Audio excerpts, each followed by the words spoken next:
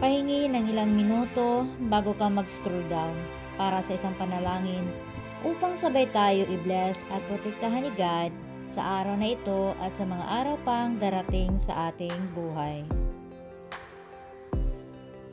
Bago tayo magsimula, kindly type amen sa comment section sa ibaba, and may our God bless us all.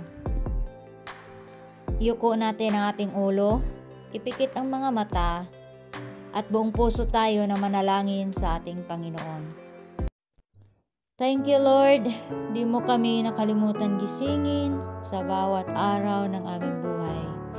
Pinupuri ka po namin at pinasasalamatan. Lord, salamat po sa mga panahong ako'y nasasaktan at nahihirapan.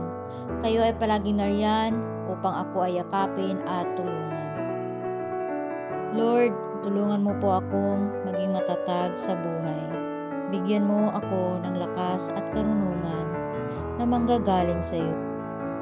Sa iyo po ako umaasa sapagkat ikaw ang aking Diyos, ang aking sandigan, takbuhan at sa tulong mo ako ay umaasa.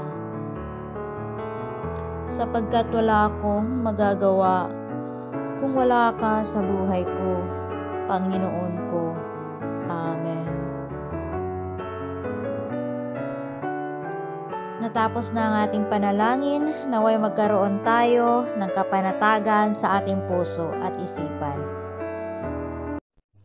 Dahil ang Panginoon ay nakikinig sa bawat mga anak niya na nagpakumbaba at nanalangin sa Kanya ng mataimtim. Amen.